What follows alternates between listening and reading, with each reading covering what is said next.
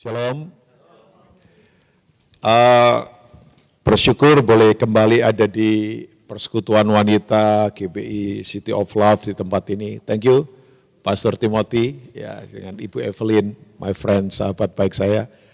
Nah, ketemu Marlon lagi, Marlon dan Idon. Mereka memang tak terpisahkan dalam kehidupan ya. Oke, saya coba sodorkan buat ibu-ibu, tapi ada bapak juga di sini, tentang yang disebut dengan highway atau jalan yang tinggi. Ini jalannya Tuhan kan. Nah, kata highway kalau dalam bahasa Indonesia kan terjemahannya highway kan jalan raya, jalan bebas hambatan ya. Kalau di sini jalan tol lah, walaupun jalan tol di sini agak nggak jelas juga sebetulnya ya, karena saya nggak tahu itu jalan tol atau jalan apa kalau lagi macet ya. Nah, highway sendiri sebetulnya adalah jalannya Tuhan, itu jalan yang tinggi karena Tuhan ada di ketinggian kan. Yang setuju katakan amin.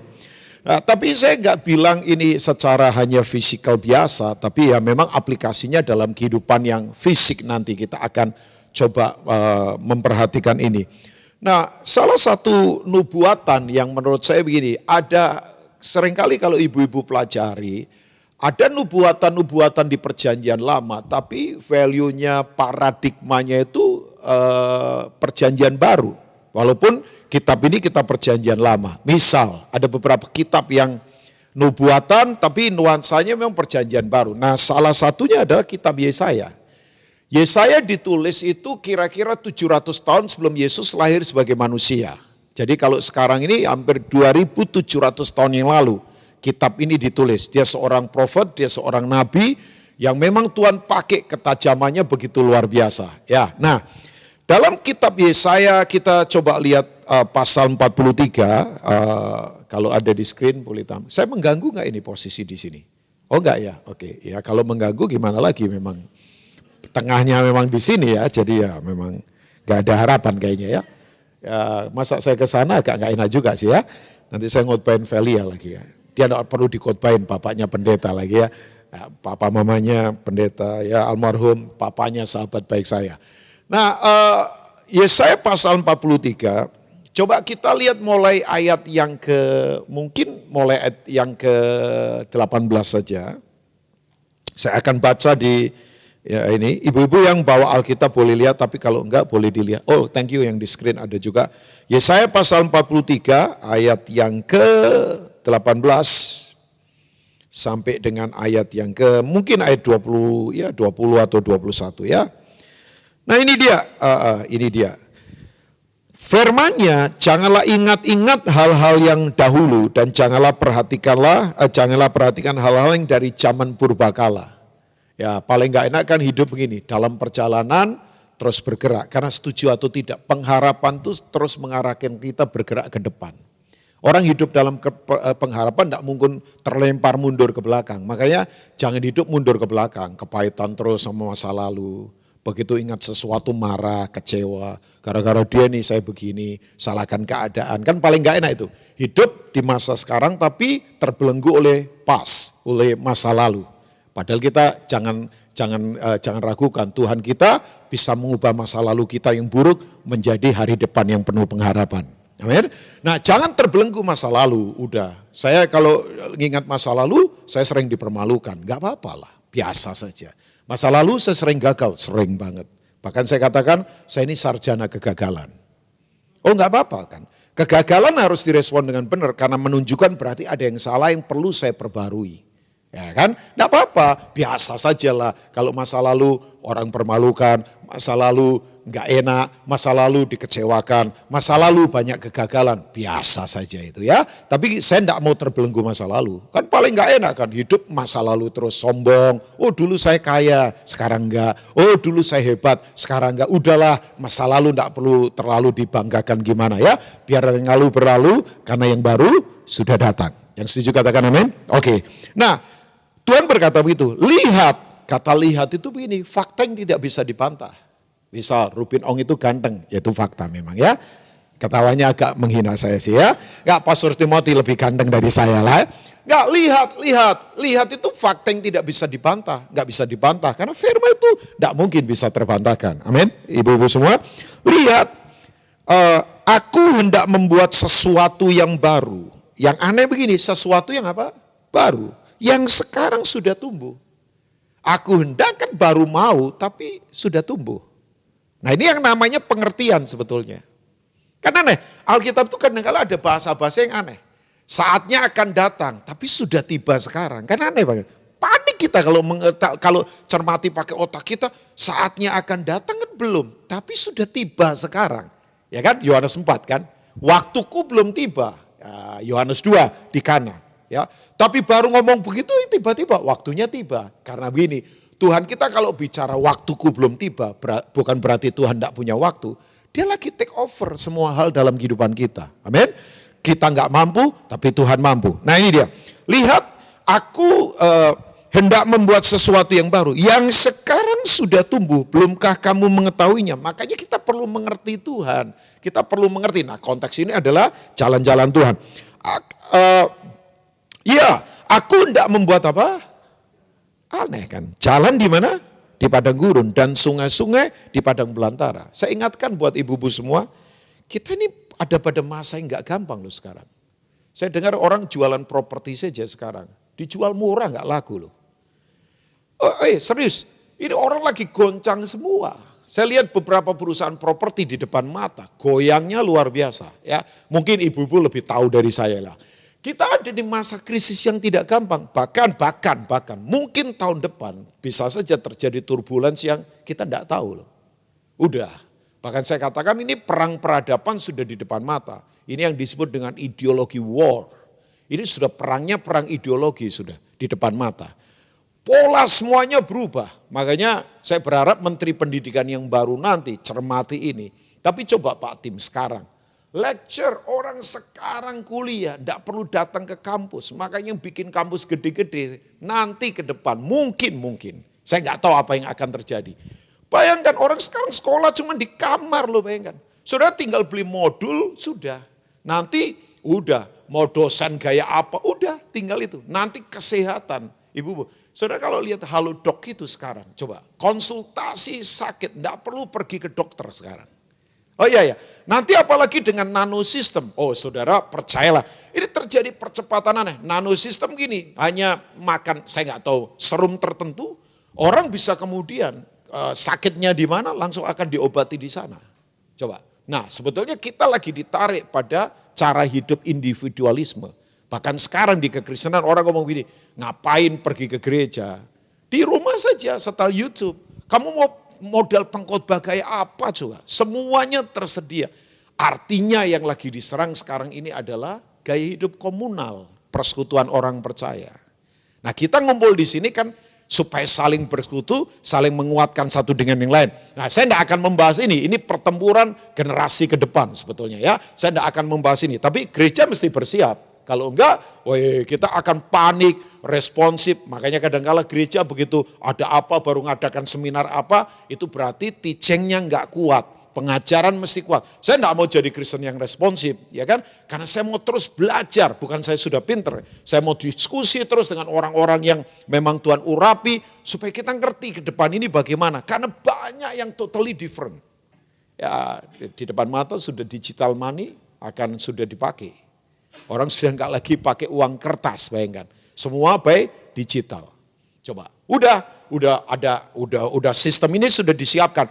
Kita lagi ditarik ke arah situ tuh, Bapak Ibu semua. Nanti Pak Tim bisa mengajar soal eskatologi, akhir zaman, apa yang akan kita hadapi dan sebagainya. Tapi begini, akhir zaman jangan fokus ke tanda, udah ke sikap hati. Karena tanda pasti akan terjadi, gunung meletus, kelaparan, perang dan sebagainya. Tapi bagaimana sikap hati kita? Masih menyala enggak kasihnya? Jangan sampai tawar. Sebab yang paling bahaya di akhir zaman adalah kasih satu dengan yang lain menjadi dingin. Makanya muncul banyak pemberontakan, kepahitan di mana-mana. Nah, saya tidak akan bahas itu ya. Tapi artinya begini, bahwa Tuhan akan membuat jalan. Jadi di masa sukar percayalah bahwa Dia membuat jalan. Saya suka lagu Waymaker, ya kan? Ya kan? You are Waymaker, miracle worker, promise keeper, light in the darkness. My God, that is who you are. Yang ngarang siapa itu ya? Ya adalah pasti. Ya nggak tahu lah. Velia kali yang ngarang ya. Ya atau siapa saya nggak tahu. Enggak kan? Itu lagu bagus kan. Memang dia pembuat jalan, percayalah. Ya, jadi hari ini kalau ada yang sedang jalannya berat, yakinlah Tuhan kita jalan.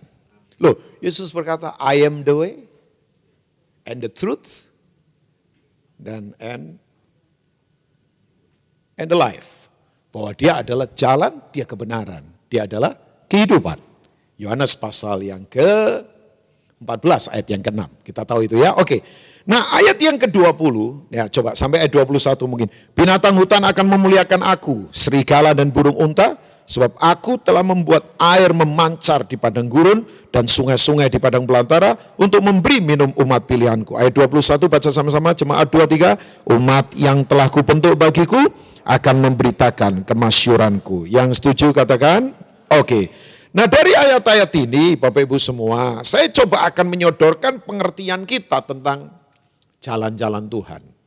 Memang jalan Tuhan tidak seperti yang kita pikirkan. Makanya Yesaya 55 berkata, seperti tingginya langit dari bumi, demikianlah jalanku dari jalanmu, rancanganku dari rancanganmu. Tapi percayalah, jalan Tuhan selalu yang terbaik.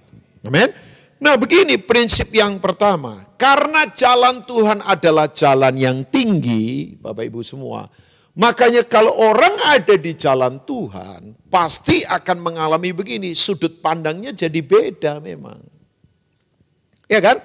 Perspektifnya jadi berbeda kan. Orang kalau ada di jalan Tuhan yang tinggi, coba, itu memang akan lain dalam kehidupan. Satu kali saya pertama kali ke Australia, itu saya di kota pertama saya ke Australia dulu sekian tahun yang lalu, itu ada di kota Perth.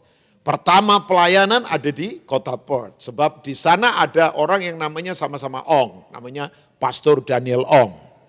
Ya kan, sama-sama Ong, orang pikir saya kakak adik sama dia, padahal beda jauh banget. Dia putih, saya enggak. Ya saya enggak hitam sih, saya sawo matang. Loh, enggak, kalau hitam ini. Masa saya hitam? Orang kadang-kala suka ngawur kalau ngomong ya, Rubin Ong itu hitam, sembarangan lagi. Saya sawo matang, manis loh saya ini, sawo matang kan. Kan jadi kalau hitam ini kan, kadang-kadang orang buta warna lagi ngomong orang ya, enggak lah ya. Nah, saya diajak oleh satu orang yang namanya Yohanes Tenggara. Saya nggak tahu, sudah lama enggak ketemu. Sebab waktu itu setelah itu dia balik, terus dia kemudian kerja di tempatnya Pak Edi Saryat Maja. Ya, saya sudah lama nggak ketemu Yohanes Tenggara. Ya, saya nggak tahu pernah dengar orang ini atau tidak. Itu salah satu orang yang melayani pergerakan youth sekian puluh tahun lalu di Perth, bayangkan. Nah, ya saya waktu ke Perth, ya ketemu satu ibu-ibu juga di bandara. Saya tanya, ibu mau kemana? Oh iya, saya mau juga ke Australia. Oh iya, ke kota mana? Saya ketawa. Ibu ini ngomong, saya mau ke Perth, Pak. Saya kaget. Oh, Perth. Saya tanya, Perth itu mana di Australia? Oh ternyata Perth ya. Jadi dia pertama kali ke Australia. Saya mau kunjungin anak di Perth, Pak. Karena dia baru keterima kerja. Ya karena banyak orang, nah Bapak ibu-ibu ketawa begini. Saya karena orang pada ketawa, kan saya nggak mau mempermalukan ibu itu. Saya ngomong begini, sama Bu, saya juga mau ke Perth. Oh, jadi kita sama-sama ke Perth begitu ya. Dia ngomong lagi, oh kita sama-sama ke Perth jadi Pak, satu pesawat ya. Nggak, kadang-kala gini. Kita perlu berlaku bodoh supaya orang yang jangan merasa bodoh. Nah, Tuhan kadang-kala kan suka begitu. Dalam tanda petik ya, membuat dirinya bodoh supaya kita yang bodoh itu jadi pulih. Kan kelakuan kita banyak yang bodoh. Tuhan itu kadang-kala lakukan dalam tanda petik loh, tindakan yang bodoh supaya menyelamatkan kita yang bodoh. Loh iya dong. Kan Tuhan suka begitu tuh. Ya kan? Ya karena dia mengasihi kita kan. Ya kan? Oke. Jadi begini, saya waktu selesai pelayanan, dia ajak ke satu gedung tinggi. Saya lupa nama gedungnya. Itu sekian ratus meter di atas, ada rooftopnya. Dan kemudian gini, ada itu space di mana orang bisa jalan di gedung itu. Pakai kaca tebal. Bayangkan teman saya pembicara, kalau di mimbar galak kayak macan. Tapi dia takut ketinggian, begitu dia ada di sana langsung merangkak. Coba bayangkan, merangkak sambil bahasa roh. Dia merangkak ketakutan. ketakutan kayak dilawat Tuhan loh, bergetar semua, coba bayangkan. Jadi waktu saya agak takut juga, cuman kan saya begitu-begitu tapi enggak mau begitu kan. Nanti ketahuan bahwa saya enggak jantan kan, saya enggak pria kan. Saya tetap walaupun ada takutnya, saya agak sedikit kurang nyaman di ketinggian sebetulnya. Tapi oke lah, naik pesawat oke apa. Ya kita semua kan di ketinggian kadang kurang nyaman kan. Karena memang jalan yang tinggi itu bikin kita enggak nyaman. Karena nanti saya beritahu, daging jadi enggak nyaman kalau kita ada di jalan tinggi. Begitu saya ada di ketinggian itu, ratusan meter begitu, ibu-ibu tahu nggak? Saya tuh lihat mobil, semua sama, nggak ada yang beda. Loh, mau mobil apa saja itu nggak ketahuan mereknya loh.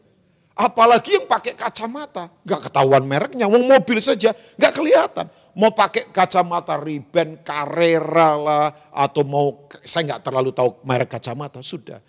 Sama dengan orang yang pakai kacamata Chengdem, tahu Chengdem? Goceng adem. Chengdem kan murah kan? Ya sunglassnya murah saja. Tapi betul orang kalau ada di atas itu sudah nggak bisa banding-bandingkan. Karena hanya di jalan kita orang ngomong begini, mobilnya mewah ya, dia kaya ya. Oh keren ini orang, pasti depositonya banyak. Di jalan kita orang saling compare satu dengan yang lain. Kita suka banding-bandingkan kehidupan. Makanya banyak orang stres di situ kan. Tapi kalau sudah di atas, bayangkan, kita nggak bisa lagi ngomong, oh iya ini lebih kaya, ini lebih enggak. Rumah mewah dan rumah biasa nggak ketahuan kan, ya kelihatan rumah saja. Nah di jalan Tuhan begitu, sudut pandang kita jadi lain. Kita tidak akan banding-bandingan saya sama Marlon, saya sama Pastor Tim, kemudian saya iri, saya pengen dia seperti dia, kemudian ya ampun, sudut pandangnya selalu curiga, suka banding-banding. Kan paling gak enak hidup itu membanding-bandingkan diri dengan orang lain. Tapi di jalan kita kan begitu. Jalan kita itu jalan penuh kecurigaan, jalan terbatas, jalan membandingkan, oh dia kaya, ini enggak, oh ini bermerek, ini enggak. Itu di jalan kita. Nah jalan Tuhan enggak begitu ibu-ibu. Ya kan? Kok kurang setuju kayaknya. Coba saudara kalau di atas sudah nggak bisa lagi lihat merek, nggak bisa lagi lihat gelar, ya semua sama. Mobil sama saja, yang penting bergerak kan. Mau Bentley, mau Mercy, mau BMW, mau misalnya Xenia, Innova misalnya, mau mobil apa saja, saya nggak terlalu tahu merek mobil lah. Dari mobil yang mahal sampai mobil biasa, nggak kelihatan. Yang penting mereka gerak, berfungsi saja. Makanya kalau di jalan Tuhan, yang penting kita lihat orang berfungsi. Nggak perlu dibanding-bandingkan dari status sosialnya lah, kedudukannya, gelarnya. Karena begini, di jalan Tuhan perspektif kita jadi lain. Amin ibu-ibu? Oh iya. Nah saya beritahu perspektif itu bahaya loh. Kalau nggak ada di jalan Tuhan. Berapa banyak orang ditawan oleh perspektif dunia. Perspektif itu kan begini, sistem nilai di pikiran. Yang kita yakini apa, untuk kita merespon terhadap semua stimulus yang terjadi di sekitar kita. Ya ampun kayak dosen saya ini ngajarnya ya. Nah lah biasa saja itu, tiba-tiba saja muncul kata-kata itu. Nah perspektif itu kan begini, enggak usah terlalu bingung. Sistem nilai apa di pikiran yang kita yakini, sehingga kita merespon semua apa saja stimulus yang terjadi di sekitar kita. Makanya orang begitu melihat keadaan sombong, ada di situasi yang kemudian gampang ya menghakimi orang lain, merasa orang lain lebih remeh, dia lebih hebat. Berarti begini, sudut pandangnya perlu diubah. Saya tidak mau perspektif saya ditawan dunia. Tidak ada urusan lah. Masa hidup saya dihargai dengan barang, dengan kedudukan, dengan uang. Enggak lah, enggak. Saya mau perspektif saya ditawan oleh firman saja. Kalau enggak stres kita loh, bayangkan. Banyak orang kadang bertempur enggak perlu loh ibu-ibu semua. Coba. Kan perspektif itu menawan kita loh, coba. Menawan kita. Oke, saya coba lihat contoh perspektif yang ngeri ya dari perspektif agamawi. Let's see Yohanes 8. Saya sebetulnya enggak bermaksud membaca ayat ini, tapi tiba-tiba Tuhan ingatkan saja ayat ini. Ini kan peristiwa tentang wanita yang tertangkap berbuat zina. Ya kan? Tertangkap basah berbuat zina. Yang nangkap itu orang-orang agamawi yang sombong-sombong. Orang-orang Farisi ahli-ahli Taurat ya. Aneh ya, mereka kok bisa menangkap orang yang sedang berbuat zina, berarti ngintip mereka itu. Memang agamawi itu kalau nggak punya kerjaan sukanya ngintip-ngintip begitu ya. Ngintip kesalahan orang, ngintip kekurangan orang. Ayat dipakai untuk menghakimi orang. Aduh itu paling-paling sudah paling-paling ya. Rasa sombong, perspektifnya itu begini. Selalu merasa diri paling benar. Padahal begini, dalam hidup itu udah enggak usah merasa benar. Benar saja. Amin. Sudah enggak usah merasa pinter saja. Kayak saya tadi saya katakan, saya tuh enggak usah merasa ganteng. Lah memang ganteng kok. Dan beaminkan, kamu gak amin kan sama kakakmu. Tapi Idon lebih ganteng dari saya. Ya, Idon ganteng, udah ada. Ini asli Ambon yang ganteng, percayalah ya. Sebab ada Ambon yang pura-pura ganteng, tapi ini ganteng lah, enggak lah. Banyak kan Ambon ganteng-ganteng. Nah, orang kalau saya beritahu buat Bapak Ibu semua, kalau orang punya jalan Tuhan itu lain memang. Nah, ini orang-orang ahli agamawi menangkap orang. Kemudian begini, wanita ini coba diikat dengan perspektifnya mereka. Bahwa yang begini harus mati. Gak ada solusi. Ngeri kan? Iya kan? Ngeri kan? Orang coba dihukum, orang coba ditarik ke standarnya mereka. Padahal mereka sebetulnya orang-orang munafik semua. Yang mungkin saja mereka selingkuh tapi gak ketahuan kan. Iya kan? Yang mungkin mereka saja bobrok sebetulnya. Penggemar seks bebas juga, tapi tidak ketahuan mungkin. Jadi wanita ini ketangkap. Nah tujuannya memang nyerang Yesus. Pagi-pagi Yesus lagi ngajar di sekitar bait Allah, dilempar ini wanita. Waduh. Perspektif yang sombong itu paling ngeri sih memang. Dan banyak orang begini kan sekarang, dijerat oleh perspektif dunia. Kita kalau nggak hati-hati, ibu-ibu semua, standar kita sekarang dijerat, ditawan oleh dunia loh. Ngeri loh. Ada orang kalau nggak pakai standar tertentu, hidup dalam kondisi tertentu, nggak akan diterima oleh lingkungan tertentu. Kan? Nggak ada kan ada. Ya saya tahu ibu-ibu lebih ngerti dari saya lah. Sampai maaf ya, kadang-kala ada orang yang begini, ngutang-ngutang, gaya hidupnya perlente tapi keropos betulnya. Banyak yang begitu. Karena memang perspektif dunia menawan begitu luar biasa. Oh iya. Saya tahu saya ada di kota di mana kalau saya tidak kembali ke prinsip firman. Makanya saya tahu Pak Tim sudah banyak pewahyuan paradigma lah. Saya tidak ngukur orang sukses, gereja sukses, hanya soal jumlah fasilitas. Bukan itu isunya lah. Nah kalau jumlah banyak City of Love nikmati anugerah Tuhan, tapi kan bukan itu ukuran kita. Apakah perspektif kita kembali ke dasar prinsip firman Tuhan? Sorry ya, buat apa gede-gede misalnya keropos, banyakkan pengembira, cheerleader begitu, yang sorak-sorak di pinggir lapangan basket begitu kan. Ya para penonton yang gak terlibat dalam permainan, dalam pertandingan. Kan kalau gak hati-hati orang sekarang cuma jadi penonton, tapi itu menawan perspektif selalu kesuksesan ukurannya apa? Besar, mewah, fasilitas semuanya. Maafkan, saya bukan kemudian enggak anti begitu, enggak sama sekali enggak. Tapi kita harus kembali ke perspektif yang benar. Sebab kalau enggak kita enggak ada di jalan Tuhan.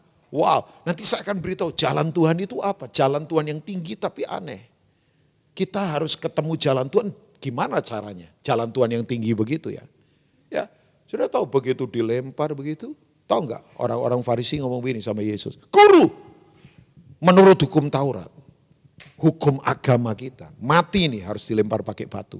Menurut kamu apa? Coba.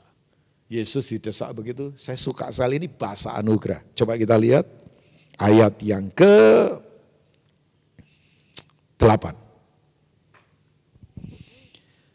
Atau ayat yang ke-6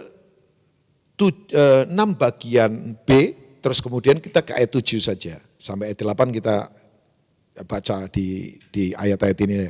Tetapi Yesus membungkuk, lalu menulis dengan jarinya di mana? Di tanah. Saya beritahu ini jalan Tuhan.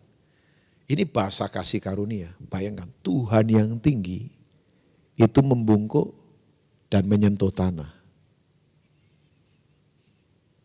Tanah itu tempat dari mana kita dibentuk secara tubuh.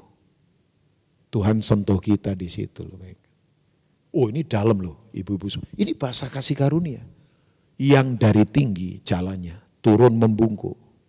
Nyentuh ke tanah di mana kita secara daging dari debu. Tuhan sentuh itu, bayangkan. Saya waktu melihat ini, ya ampun. Ini kerendahan hati tingkat tinggi. Kita jangan pikir Tuhan itu biasa. Tuhan sangat sakral. Makanya enggak usah takut sama setan. Hormati Tuhan yang begitu hebat. Amin ibu-ibu. Dia turun ke bawah, dia sentuh tanah. Kemudian apa yang dia katakan? Ayat yang ke-7. Dan ketika mereka terus-menerus bertanya kepadanya, ia pun bangkit berdiri dan berkata kepada mereka, barang siapa di antara kamu tidak berdosa, hendaklah yang pertama melemparkan batu kepada perempuan itu. Saya suka ayat ini. Lalu ia membungkuk pula dan menulis di tanah. Bahasa anugerah lagi. Nanti kita tahu satu persatu pergi. Tahu Bapak Ibu, mereka nanti ahli-ahli Taurat ini pergi satu persatu. Kan gak ada orang yang lahir tanpa dosa.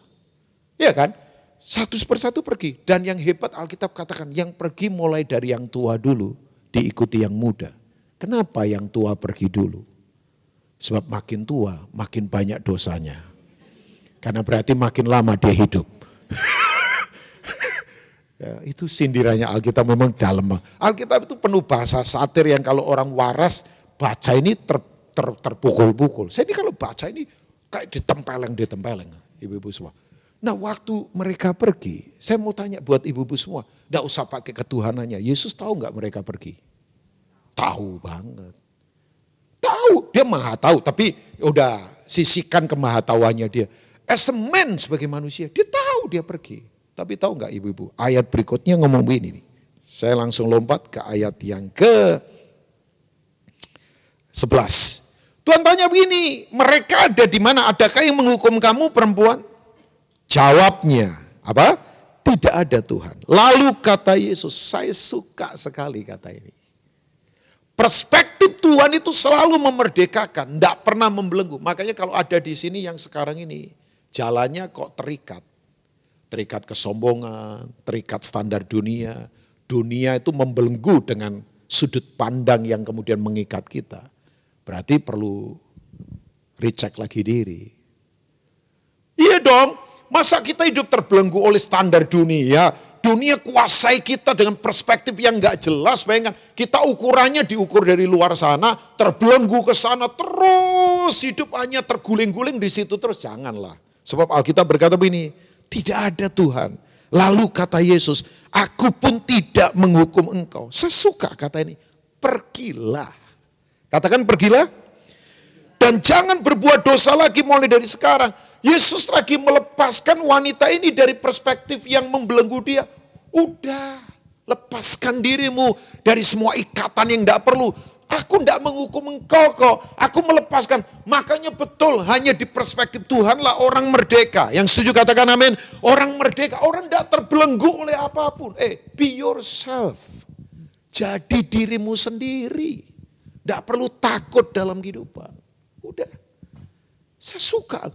Yesus tuh selalu melepaskan, memerdekakan. Sementara dunia selalu mengikat dengan banyak hal kan.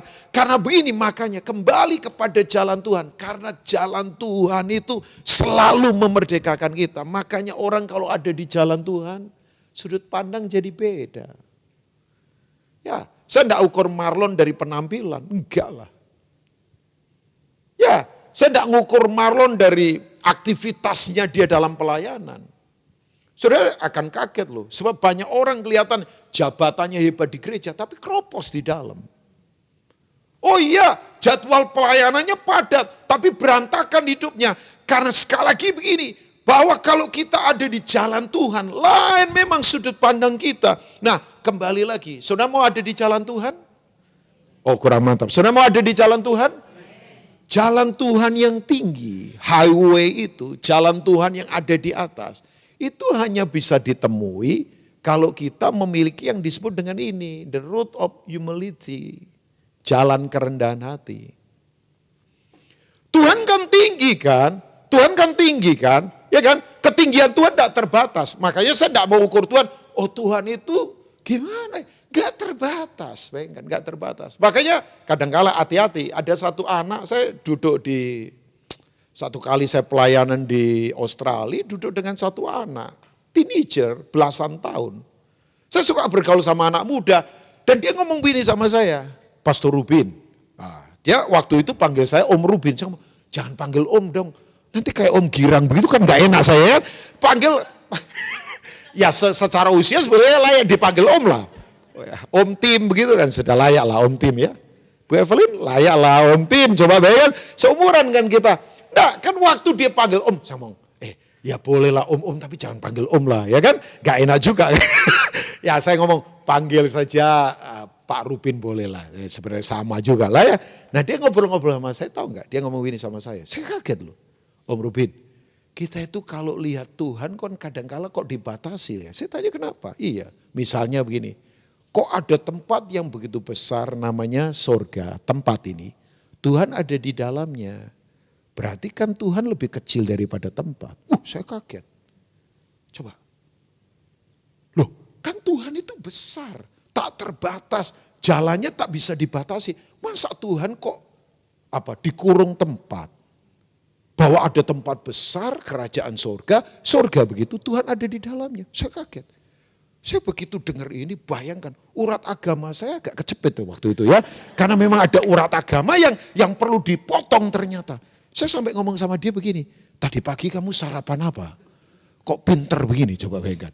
Terus saya ngomong begini, makanya dia berkata, makanya Pastor Rubin, kalau orang berpikir surga hanya tempat melulu, banyak orang suka mau pergi ke tempat itu tapi belum tentu suka sama yang punya tempat. Sorry ya, kita ini kan paling suka ke surga tapi belum tentu suka pemiliknya.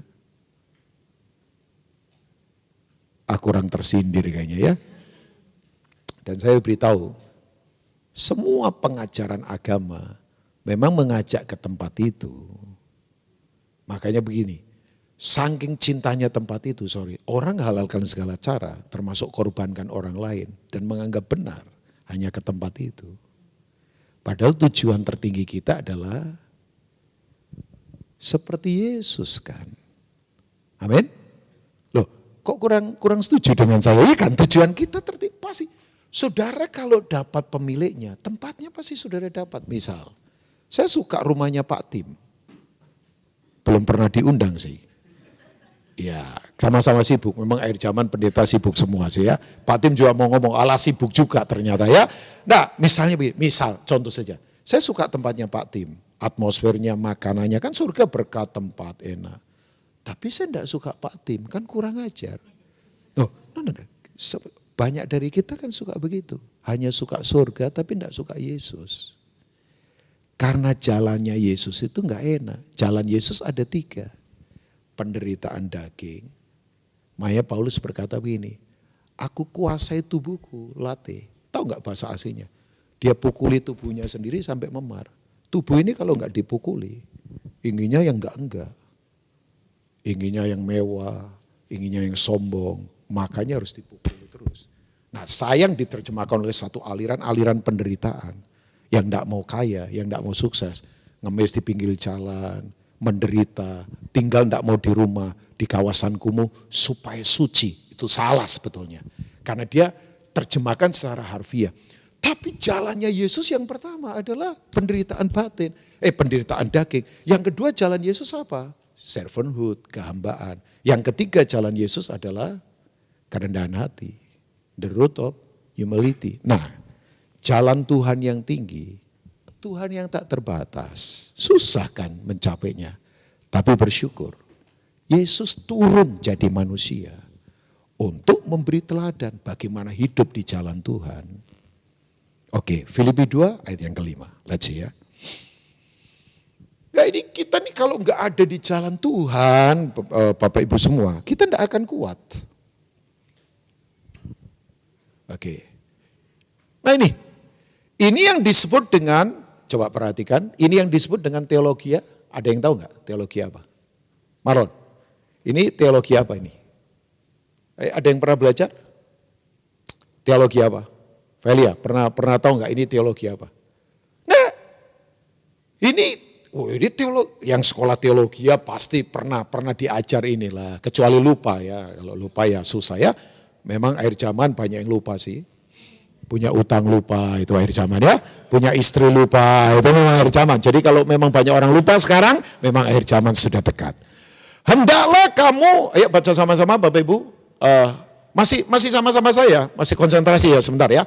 Hendaklah kamu dalam hidupmu bersama menaruh pikiran dan perasaan yang terdapat juga dalam Kristus Yesus. Ini yang disebut dengan teologia kenosis. Teologia turun ke bawah. Jadi ini yang disebut dengan jalan turun ke bawah, jalan kehambaan, kenosis teologia. Jadi jalan Tuhan yang tinggi hanya bisa didapat waktu kita itu rendah hati, turun ke bawah. Jadi kalau kita tidak turun ke bawah rendah hati, ya kita susah ketemu jalan Tuhan. Gak bisa. Gak bisa. Saya paling gak setuju kalau orang ukur rendah hati hanya dari low profile. Enggak lah, sorry ya. Ada orang kelihatannya low profile tapi tetap sombong juga. Ada. Makanya saya gak setuju kalau ada orang berkata begini. Orang kaya itu sombong. Saya nggak setuju sih. Ya walaupun ada orang kaya sombong. Tapi kalau orang berkata, orang kaya itu pasti sombong. Enggak. Wong saya ketemu beberapa orang kaya nggak sombong juga. Malah saya ketemu banyak orang miskin tapi sombong. Nah itu banyak juga. Nah karena ini bukan, ini kan bukan soal. Nah.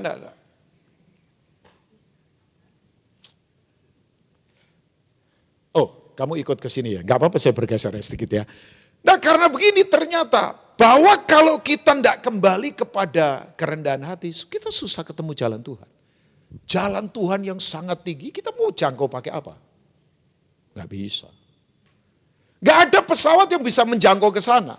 Gak ada teknologi yang bisa menjangkau ke sana.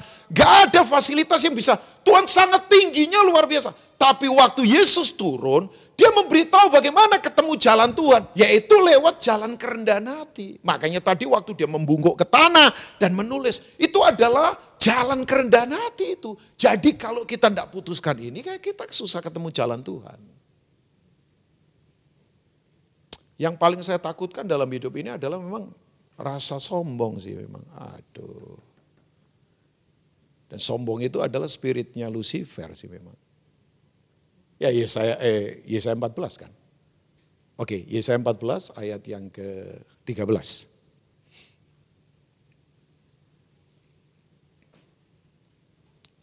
Yesaya 14 ayat 13. Coba. Ini Lucifer ini. Engkau yang tadinya berkata dalam hatimu, aku hendak naik ke langit, aku hendak mendirikan tata mengatasi bintang-bintang, aku hendak duduk di atas bukit pertemuan jauh di sebelah utara, aku hendak naik. Ini jalannya setan tuh memang jalan begitu, naik.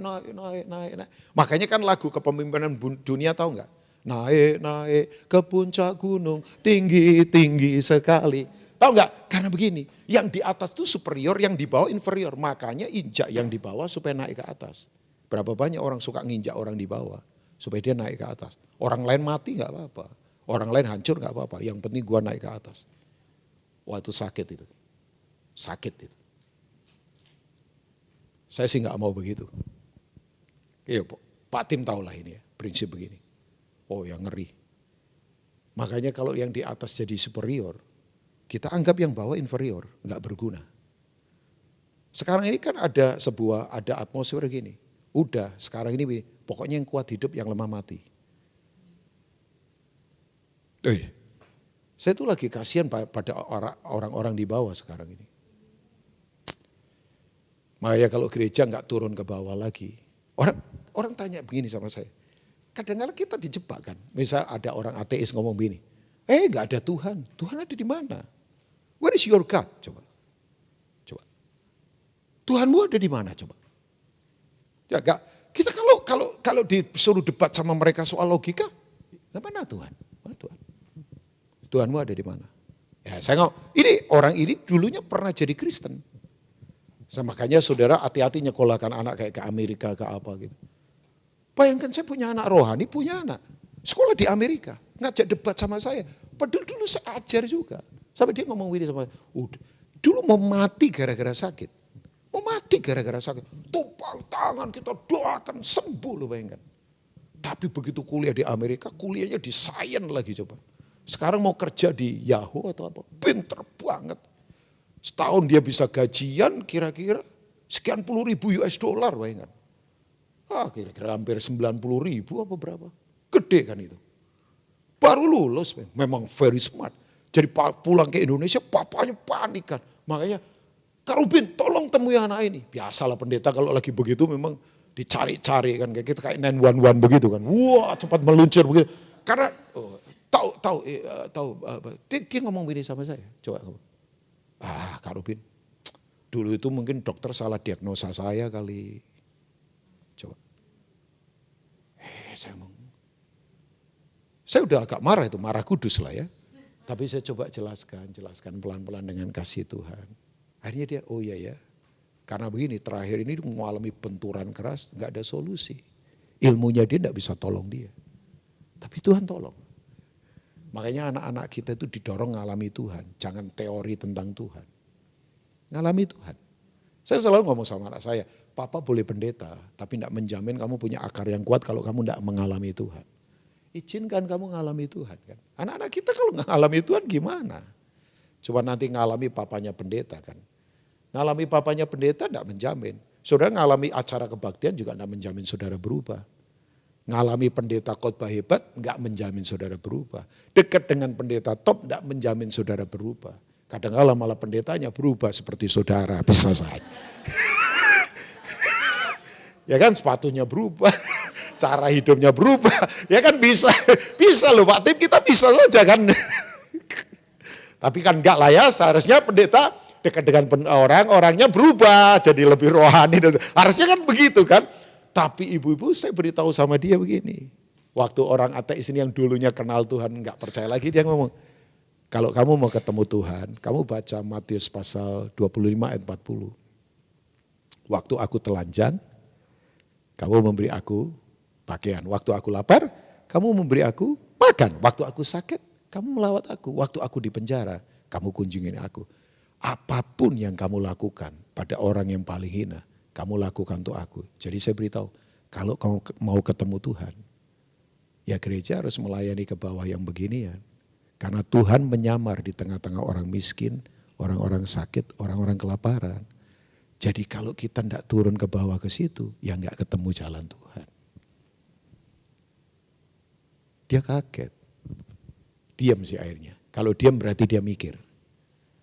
Gak apa-apa supaya dia berpikir. Jadi memang jalan Tuhan itu jalan di bawah. Walaupun dia jalannya ada di atas. Makanya kalau ada di jalan Tuhan, sekali lagi ya, gak suka hidup membandingkan orang lain hanya gara-gara penampilan, gelar, kedudukan. Capek kan kita begituan terus. Dan kalau enggak hati-hati kita ditawan perspektif begitu sampai mati loh. Saya enggak mau begitulah. Enggak bikin apa-apa cuma ditawan begitu terus. Dari fasilitas ke satu ke fasilitas yang lain. Dari kebutuhan satu kepada kebutuhan yang lain. Tergulung terus. Sampai tiba-tiba tua. Ya kalau tua tiba-tiba sakit. Meninggal enggak bikin apa-apa. Kan saya. Karena kita tidak mengerti jalan-jalan Tuhan. Hari ini kalau ada yang lagi gagal, gak apa-apa lah, biasa saja. Tapi kalau ada yang lagi hebat, gak usah merasa apa, biasa saja. Karena kita tahu jalan-jalan Tuhan. Yang mau katakan amin? Nah, saya tutup, sudah. Gak lama-lama kan? Masih boleh ya Pak Tim ya, sebentar lagi ya. Udah setelah ini kita tutup, kita makan bersama, bayar sendiri-sendiri lah ya. Saya mungkin akan makan sama Marlon, sama Idon kali ya. Kalau mereka gak sibuk, atau mau ketemu Pak Jokowi mereka, gak tahu juga. Ya drone-nya lagi hebat soalnya Idon ya. Jadi lagi coba apa, saya gak tahu. Dia lagi banyak dekat sama Ahok ya kan. Ya coba ya kan, mulai naik lagi beliau kan. Coba bayangkan sekian puluh menteri dipilih, 11 wamen dipilih. Tetap biasa saja. Begitu Ahok muncul, Indonesia geger. Luar biasa ini. Ya kan? Katanya koruptor tidak takut sama Tuhan. Koruptor itu takutnya sama Ahok. Saya suka. Itu kata-kata bagus banget. Itu yang bikin Idon itu saya tahu itu ya. Dia Idon yang bikin kayaknya itu ya. Oke. Yang kedua, jadi lupa mau ngomong apa. Yang kedua, ini dia. Yang kedua adalah begini, kita itu harus memahami pengertian jalan Tuhan dengan benar. Karena jalan Tuhan yang tinggi tadi harus dipahami dengan pengertian yang praktis dalam kehidupan. Nah, saya tanya buat Bapak Ibu semua. Kita ini kalau jalan kita gagal, kebanyakan dari kita kecewa enggak? Oh, kecewa lah. Kecewa banget coba. Planning apa gagal, rencana apa gagal, kan kecewa. Tapi kan kita harus kembali ke Yesaya 55. Jalanku bukan jalan Tuhan kan. Jalan Tuhan bukan jalan kita. Seperti tingginya langit dari bumi, demikian jalannya Tuhan dari jalan kita. Satu kali setelah Surabaya meledak dengan bom. Bulan apa itu ya? Lupa saya. Boom! Seminggu kemudian saya pergi ke Surabaya. Karena beberapa gereja ternyata masih tetap buka itu ibadah. Saya pikir gak ada ibadah. Kan Surabaya meledak dengan bom di beberapa gereja kan. Tahun berapa kira-kira? Oh belum lama. 2 tahun yang lalu kah atau apa ya, saya agak lupa ya. Agak lupa. Plung. Beberapa kemudian orang meninggal. Tahu nggak Bapak Ibu semua? Begitu saya ada di Surabaya, saya ketemu itu. Sama misalnya Pak Tekno, Pak Sutekno, kakak iparnya Pak Haritanu. Sahabat baik saya, Pak Tekno kan punya persekutuan. Terus kemudian ketemu beberapa orang full gospel, ketemu beberapa teman-teman saya. Kita ngobrol itu di kafe yang biasanya rame sepi. Di daerah Ciputra World, di HR Muhammad situ. Majen Sungkono, sorry ya. Itu kan mall besar. Nah seringkali rame di situ. Sepi. Lagi ngobrol saja kiri kanan ngobrol. Saya lagi sedih, kok Surabaya bisa kebobolan? Ya kalau ngomong politik Surabaya cukup stabil. Kalau ngomong tentang kekuatan Muslim di Indonesia, Surabaya cukup kuat lah. Ya NU kan ada di sana pusatnya. Kita kalau ngomong ini kan, semuanya kelihatan stabil. Tapi kecolongan Surabaya. Tiba-tiba meledak, dong beberapa tempat dan ada korban. Nah tahu nggak ibu-ibu semua, ada satu pertanyaan yang aneh, yang saya enggak bisa jawab. Pak Rubin, kan kita anak Tuhan dilindungi. Kenapa ya ada orang mau pergi ke sekolah minggu, kalau lagi ngantar anaknya 2, namanya Ibu Dewi kalau nggak salah. Anaknya diantar ke parkiran, tiba-tiba bom meledak. Jadi anaknya kayak dalam tanda petik seperti jadi tamengnya dia. Karena dianya hidup, tapi anaknya ini jadi mati. Kecipratan paku dan bong mati dan sebagainya. Nah pertanyaan dia cuman sebetulnya saya tahu yang dia tanyakan begini. Kok bisa begitu? Tuhan ada di mana? Waduh. Coba Pak Tim. Pak Tim kalau ditanya begitu, susah enggak menjawabnya? Susah. Loh susah kita. Oh iya dong, kan orang kalau tanya begitu kan sebetulnya begini. Tuhan ada di mana Pak Rubin? Ya saya nggak tahu dia mau jebak saya atau memang standar rohaninya masih perlu didewasakan. Tapi kan saya nggak berdebat soal itu. Cuman kalau saya jawab sebenarnya gampang. Misalnya ini bukan jawaban. Ya saya nggak berani menjawab, tapi saya bisa ngomong begini. Ya siapa tahu Pak, daripada nanti kalau gede murtad tinggalin Tuhan, mati kan nggak selamat. Kan mati bukan tragedi. Mending sekarang ini meninggal dulu dalam Tuhan. Daripada nanti anak ini misalnya dalam perjalanan sekian puluh tahun lagi murtad tinggalin Tuhan mati. Kan sayang. Loh tapi kan itu bukan jawaban. Walaupun itu bisa jadi jawaban. Kalau saya ngomong begitu kan gak enak kan. Tapi ya sudah saya diam saja. Tapi saya ngomong begini, Pak saya gak tahu. Ada the great secret dalam kehidupan yang kita gak ngerti. Ya Cik Meing punya anak misalnya. Nah yang lalu meninggal kan. Orang tanya. Coba. Nah begini ternyata. Dalam perjalanan memang. Ada banyak yang kita tidak bisa dapatkan. Nah kalau kita tidak memahami. Kita akan begini. Kecewa. Tahu nggak kenapa orang kecewa? Yang pertama. Yang dia ingin nggak menjadi kenyataan. Yang kedua orang kecewa kenapa? Karena kendali yang dia pegang dalam hidup hilang. Uang hilang, kedudukan hilang. Biasanya bisa ngendalin orang, sekarang gak bisa. Kecewa. Nah itu bahasa kerennya post power syndrome.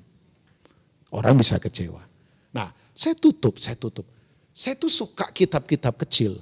Misalnya kitab kecil Mika, kitab kecil Esther. Ya ibu-ibu bacalah Esther lah. Esther itu hebat loh. Oh iya, Esther tahu kenapa dia hidup. Dia menolong satu bangsa. Esther kan? Nah, ada kitab namanya kitab Yunus. Kita tahu kitab Yunus. Kitab Yunus itu ditutup dengan pertanyaan saja dari Tuhan. Layakkah kamu marah? Saya suka sekali itu. Tuhan lagi tanya sama Yunus, ini pertanyaan buat kita. Kamu layak enggak untuk marah? Coba. Ya. Nah, kenapa Yunus marah? Karena begini, Yunus tertawan oleh doktrin bahwa begini, orang-orang yang berdosa harus mati. Bangsa yang tidak takut sama Tuhan harus dihukum. Itu doktrinnya Yunus. Nah, kita coba lihat beberapa ayat setelah ini kita selesai. Yuk coba lihat. Saya pikir kenapa? Enggak apa-apa, botol kalau kecepit memang enggak enak ya, mesti harus diambil. Yunus pasal yang keempat, ayat yang kok jadi tegang semua ya kayaknya lihat saya ya. Atau saya terlalu menegangkan ya? Enggak lah, ini bicara tentang jalan kehidupan kok ya. Dan main pelan-pelan lah supaya romantis begitu Don. Sebab kurang sentuhan romantisme kayaknya Don ya. Yunus pasal yang keempat, sudah kita selesai dengan ayat-ayat ini. Yang masih bersama katakan amin. Ya saya harap masih bersama-sama kita. Yunus pasal yang keempat, saya lompat-lompat saja ya Bapak Ibu semua. Karena terlalu panjang kalau baca keseluruhan. Tapi hopefully saya dorong saudara baca keseluruhan ayat ini. Oke, Yunus pasal keempat, coba kita lihat ayat yang kedua, tiga, nanti lompat lagi ya. Dan berdoalah Yunus kepada Tuhan, katanya, ya Tuhan, bukankah telah aku katakan ketika aku masih di negeriku, itulah sebabnya maka aku dulu melarikan diri ke Tarsis, sebab aku tahu bahwa Engkau Allah yang pengasih dan penyayang, panjang sabar, berlimpah kasih setia, yang menyesal karena malapetaka yang hendak didatangkannya. Jadi sekarang ya Tuhan apa? Cabutlah kiranya nyawaku, karena lebih baik aku mati daripada hidup. Orang kalau kecewa begitu, mati saja. Padahal kan mati bukan solusi kalau belum waktunya kan. Ya, saya makanya ketawa kalau ada orang berkata begini, di luar Tuhan ini, di luar Tuhan. Kasih tahu mereka loh, enggak apa-apalah. Dia sudah lepas dari penderitaan. Ya ampun.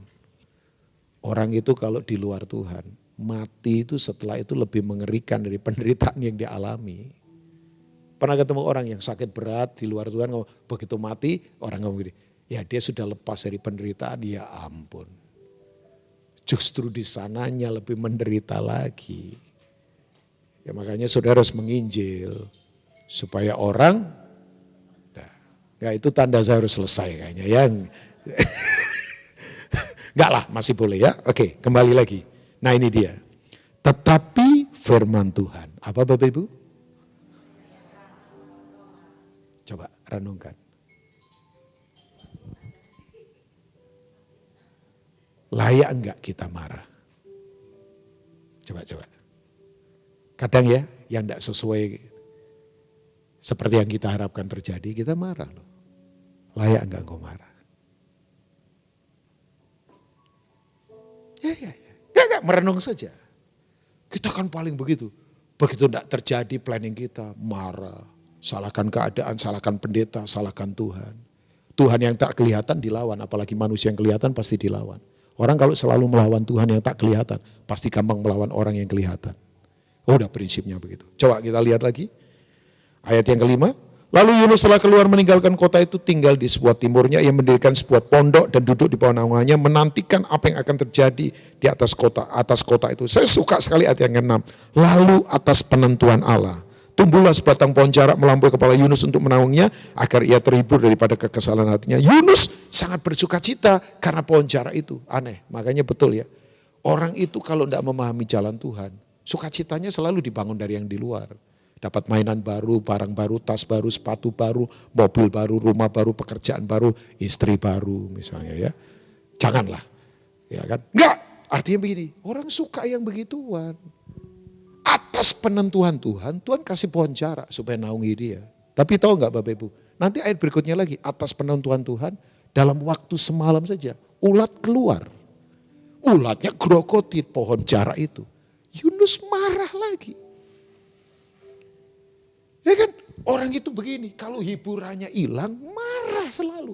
Karena maunya dihibur terus dari luar. Itu yang tadi saya katakan, perspektif yang di luar terus. Barang, kedudukan, kemewahan, fasilitas, liburan, semuanya pokoknya harus dia dapatkan. Begitu itu hilang, kita marah lagi. Makanya Tuhan tanya lagi, engkau layak marah? Coba ayat yang saya tutup ayat yang ke-8 kali ya. Segera sesudah matahari terbit maka atas penentuan Allah. Jangan takut, hidup itu semua atas penentuan Allah. Yang setuju katakan amin. Bertiuplah angin timur yang panas terik sehingga sinar matahari menyakiti Yunus lalu rebalah ia lesu dan berharap supaya mati. Katanya lebih baiklah aku mati daripada hidup. Saya mau tanya, sinar matahari diberikan untuk memberikan pada kita kesehatan atau menyakiti kita? Orang itu kalau kecewa, yang baik saja jadi menyakiti. Pernah lihat ada orang di pelayanan sakit, di keluarga sakit. Keluarga itu menyenangkan. Saya kalau ditanya, Pak Rubin seneng banget berkeluarga. Ya ampun, kenapa enggak kawin dari muda saya ini? Agak terlambat nikah saya ini, usia 30 tahun. Kalau tahu begini, saya sampai ngomong sama istri saya, kenapa kita enggak ketemu dari lama saja, supaya kita nikahnya lebih panjang lagi. Makanya saya heran kalau ada orang berkeluarga sampai penuh kesakitan. Aneh, berarti ada yang salah. Saya kalau perlu bertobat pelayanan dari kecil, dari orok bayi sudah pelayanan. Saya saja yang pelayanan kira-kira belasan tahun, nyesel kok terlambat. Makanya saya lihat kalau ada orang baru bertobat di usia 50 tahun. Saya ngomong aduh kasihan, ya gak apa-apa juga sih. Saya tuh pengennya dari kecil pelayanan. Walaupun saya teenager sudah pelayanan. Karena begini, kalau ada di jalan Tuhan itu paling hebat. Sesuatu yang baik jadi menyakitkan. Karena orang gak ngerti jalan-jalan Tuhan. Matahari itu kan menyehatkan. Saya suka berjemur untuk dapatkan vitamin kalsium, vitamin D. Matahari asik kan. Tapi orang kalau kecewa, apa-apa menyakitkan. Pelayanan sakit, di keluarga sakit, berhubungan satu dengan yang lain gampang sakit. Karena kita tidak ngerti jalan-jalan Tuhan. Makanya Tuhan tutup lagi. Layakkah kamu marah? Ini cuma soal pohon loh. 120.000 penduduk Nineve. Mereka berdosa, tidak bisa membedakan tangan kanan dan tangan kiri. Mereka bertobat. Apa aku enggak seneng? Ayolah seneng. Karena begini, Yunus mungkin malu mungkin Pak Tim. Dia khotbah kok enggak terjadi. Kan dia berkata, kamu terhukum, bla bla bla. Ternyata bertobat.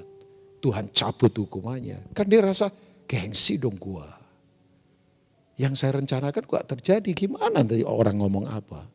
Harusnya Yunus sadar, dia lagi berhadapan dengan siapa. Jadi hari ini begini, yuk jangan marah, adalah di jalan Tuhan.